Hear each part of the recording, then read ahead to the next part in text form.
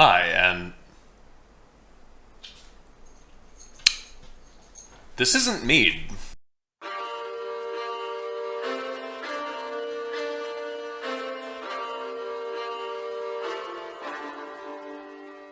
So, as you saw from the intro, this is not Mead. It's by Superstition Meadery. It was in the Mead section at the liquor store.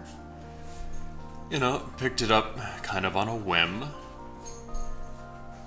But then I took a second look, and it says a traditional hard cider aged in Lágrimas de Oro barrels for 6 months. I had to look up what the Lágrimas de Oro was, and it turns out that was a mead that Superstition Meadery has made, barreled, and then used the barrels for other things.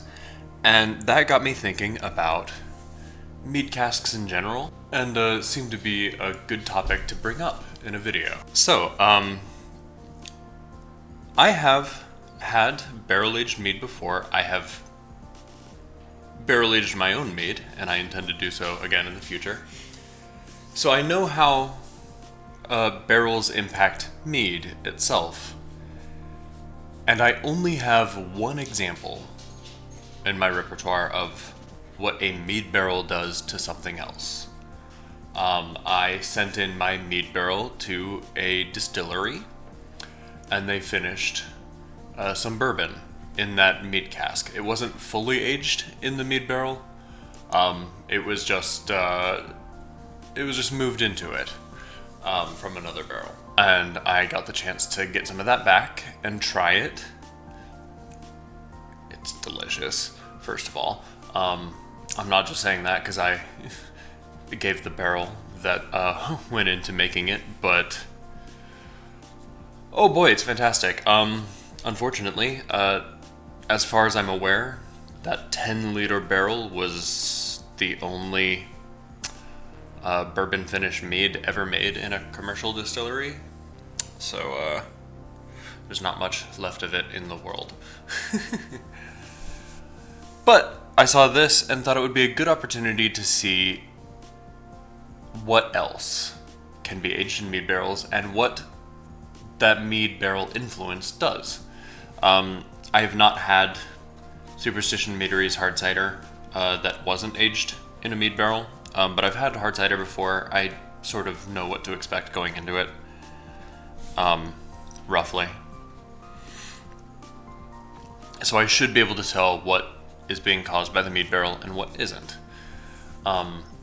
And honestly, I think more places should be doing stuff like this. This is the sort of experimentation that really gets not just the hobby spaces, but the category of mead broadened as a whole. This sort of experimentation, I love it. Want to see more of it. And I'm just gonna go ahead and get started on this. Alright? Again, this will be less a review of the product itself and more about, mead barreling in general. Let's get the ASMR can open, just right here by the mic.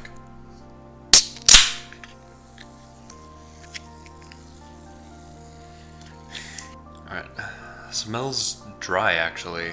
Yeah, I'm first going to try it out of the can, as intended by the maker. Usually when you see things in cans, it's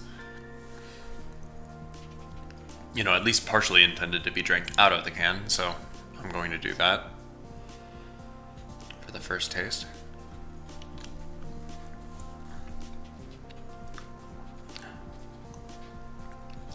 Sweeter than the nose would let you think. A bit of a metallic aftertaste that I sometimes find in ciders, but there's something there in the middle that is a little hard to quantify. So I'm going to move it over to my tasting glass and my nosing glass and see if I can work out what's going on in there.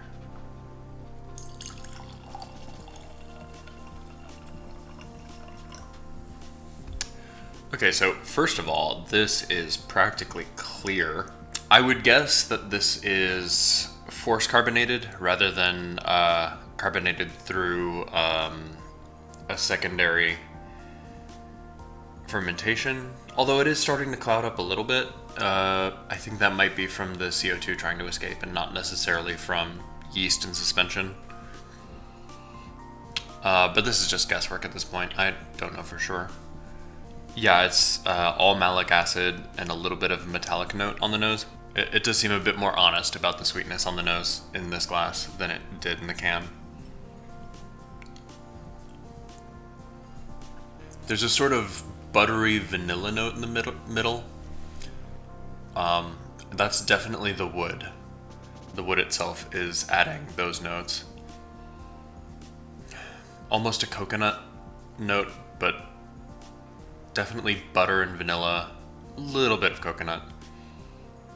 Toasted oak, I would have to say, is, tends to bring out that flavor, at least in my experience. I'm not sure that I can tell that the barrel that this was aged in was used previously for mead. And honestly, I'm not upset about that. That's honestly really intriguing. That I can't pull apart the differences between the honey and the wood. Sometimes the residual taste of what was in the barrel greatly impacts a drink. I've noticed that a lot in whiskey, where second use bourbon casks in Scotch has a fairly distinct aroma and flavor, and sherry casks have a very distinct flavor and aroma that appears in whiskey, and a mead barrel had a very distinct flavor and aroma in whiskey. I'm not getting it here. They say it was aged 6 months, so it shouldn't be a matter of time. It could be that the malic acid is kind of overpowering some of the honey notes that were in that barrel. Or it could just be that I'm missing it. Because, well, like I said, I have not had Superstition's regular hard cider. Kind of got this one by mistake. But, happy little accident. Gonna see if it shows up in the aftertaste. But oftentimes with hard ciders, I get a fairly metallic aftertaste. This is better than a lot of the ones that I've tried, but it's still there.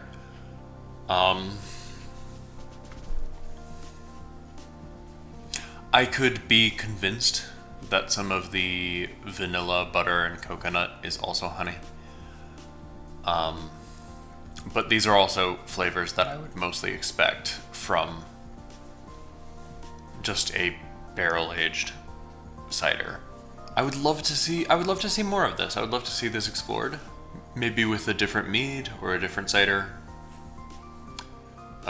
Something could be a little bit more punchy with the combination. That being said, this is delicious. Like, I'm actually quite enjoying this.